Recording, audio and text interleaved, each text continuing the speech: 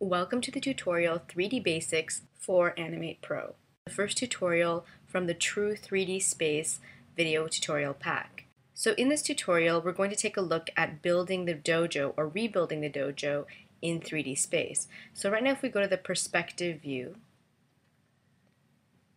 and we hold down Alt Command, or on Windows that's Control Alt, and rotate our plane, we'll see that the dojo is actually a flat plane, and that the only reason it looks 3D is because we actually drew it in perspective. But what we're going to do is create a 3D model of the dojo so that it's actually in 3D. And the reason we're going to do this is because sometimes when you are creating scenes and you need to draw multiple backgrounds for the exact same setting, so you want it from this perspective and then you want it from this perspective, for example, instead of having to redraw the same scene again and again but from different angles, if you create something like this, it's actually a lot faster, especially if you're doing a large production where you're going to reuse some of the sets.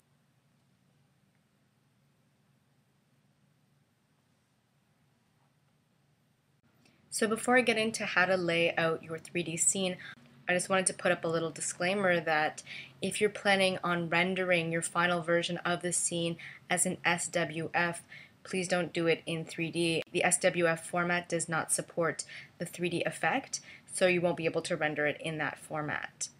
So to lay out a scene like this, what I did, I'll show you what it looks like first of all. I called it safety because I wanted to keep a version of my layers flattened before I rotated them. It'll look something like this. And the three planes, the floor, the ceiling, and the floor of this, what I called the mezzanine. I was going to call it balcony, but we have a balcony that you can usually see just outside this door, so I called it mezzanine, are actually one on top of the other and they are the same size. So in this layer, where I have all the pieces laid out, you see the ceiling here on top. Let me just open this up. And then if we take away the ceiling from view, what I have here is actually the mezzanine floor. So let's take that away. And then underneath it I have the actual floor. So those three layers are one on top of the other because when I created them I actually used the floor to create the ceiling and then to create the mezzanine because I wanted them to have the exact same dimension or outer dimension so that they'll stack neatly one on top of the other. So the one thing to remember when you're creating a piece of architecture is that generally there's a lot of repetition. And when there's a lot of repetition, you should be using the duplicate, flipping, copy, pasting, rotating, all these tools a lot because you're never going to individually draw just this one piece of the mezzanine balcony and then draw this one separately. You're obviously going to copy this and paste it over here to have a different version, and then maybe paste it over here and then cut off part of it, or vice versa. Create this one first and then add a few paneled sections to it. And in fact, because we happen to have a 2D or flat version of this dojo already created, I took a lot of these elements from that dojo. So let's take a look at it again.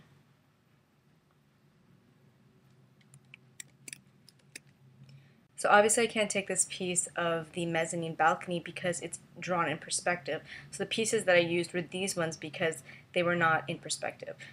So pretty much anything from this back wall I used, I actually copied and pasted these two portions of the wall directly onto a new layer and then scaled them later on.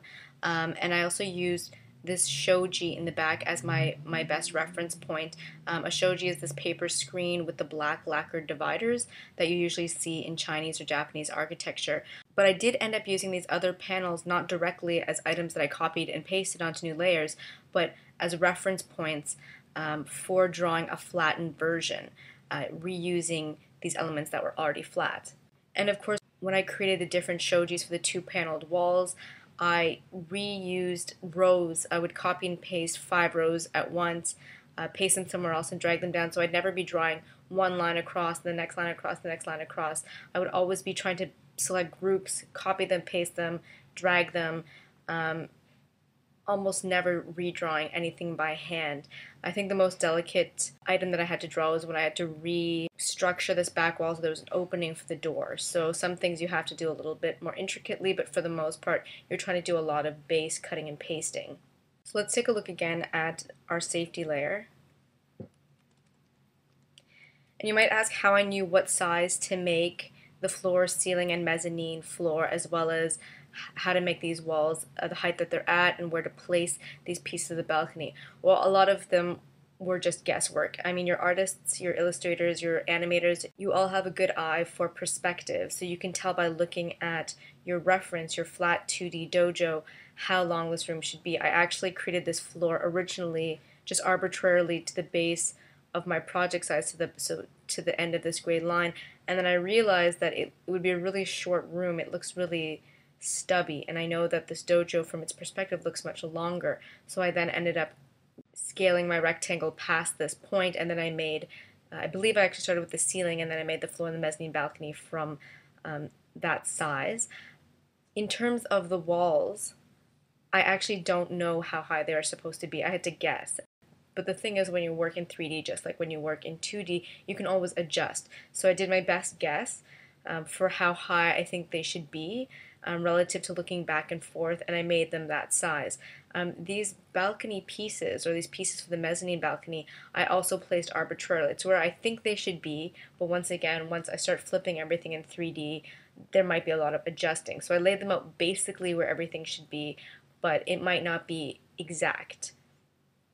And the one thing you can't see, but it's actually under the floor here, if I can hide the floor, is that I actually have all 4 layers of the beam, so the 4 sides of any of the beams that you see in the dojo layer here. And I only made one because, of course, I'm going to build it in 3D, and then I'll show you the different methods I'll use to copy it. Because it's a item that's used repetitively throughout the dojo, it's of course something that you should be copying and pasting and not making several versions of. And the last thing I'd like to tell you is that you have to be sure that anything you want to rotate in 3D space has to be on its own layer. So let's go back to the perspective view and let me bring back the 3D dojo. So for example, this floor with this light brown portion here, all these black lines, any of these textured lines, I didn't finish doing the texture here, any of the dividing lines for the tatami mats, all of those are on one layer because I wanted to flip this layer and all of its details together. Anything that you need to flip by itself or rotate by itself, it has to be on its own layer, which is the only other thing you really need to know. So I'm not going to actually create the layers that we saw in the safety group here for you in these videos. I think that's actually something that you should go back to the drawing videos and the drawing tool videos to learn how to do. But with the sample material, I will include the safety group so you can see what the layers look like flattened, as well as a copy of the 3D dojo already done. So you can examine those and get an idea of how it's done. But it's probably best if you actually try to create these flattened layers yourself and not use the ones that I've made for the dojo, so that you can go through that exercise yourself as well, the exercise of looking at a flat image, so something like that, and then being able to lay out the pieces for something like this, and then finally creating a 3D model like this. So it really is a good exercise. So on that note, I'm actually going to replicate the safety group so that I can use it to show you what I'm going to do in this tutorial. So I right click on the safety group layer and say duplicate selected layers. It's made me a safety _1, and maybe I'll rename safety _1 to, I'll call it tutorial dojo. That's the one I'll be using in the tutorial. And I'll just drag the safety under. Okay, so let's open up the tutorial dojo. So it's this, what we're looking at right here. And the first thing we have to do is turn these layers into 3D layers, because right now they're locked in a way that you can only draw flat images like this. Right now, even if you wanted to in the perspective view, you could not rotate these layers. So we do that by double-clicking on the layers. Let's double-click on the ceiling layer here to bring up the layer properties.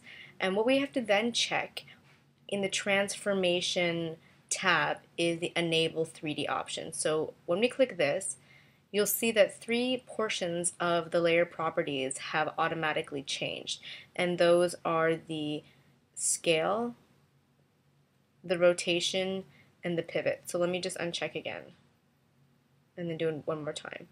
So I'm going to go through each of these sections, but what I'm going to do first is create a window here for the layer properties panel so I won't have to constantly double click on these layers and they'll automatically appear in this window as I click on them.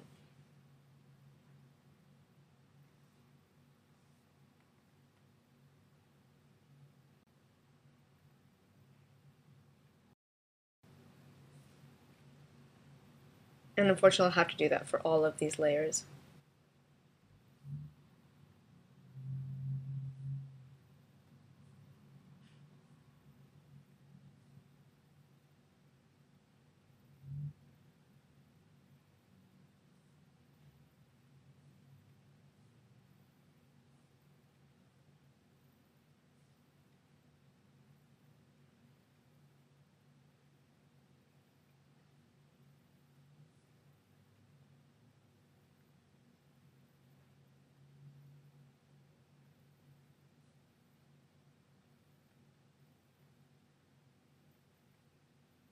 And there we go.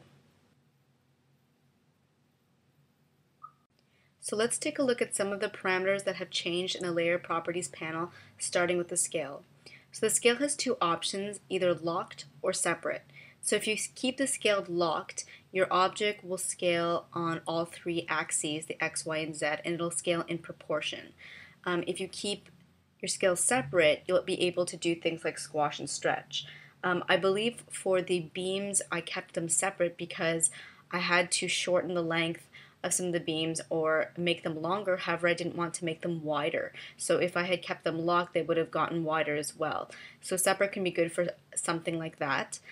The one thing you have to be aware of is that with scaling in 3D, for 2D animation, you can never extrude, so you can never create thickness from scaling. The only way that you can actually create thickness is what I'm going to show you with the beam, where you create box-like shapes. So the second parameter we're going to look at is rotation, and this is the main parameter that you use when you're working in 3D. So there are 2 types of rotation as well, Quaternion and Euler. It looks like it's Euler, but I've been told it's pronounced Euler.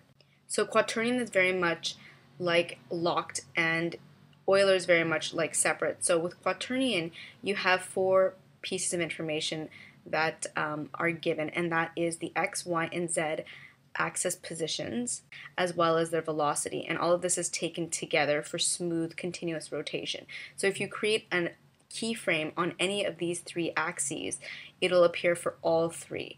And this is usually the choice when you're trying to make camera movements in 3D space. You get those smooth rotations. Euler, on the other hand, is good for when you're piecing together objects to create your scene.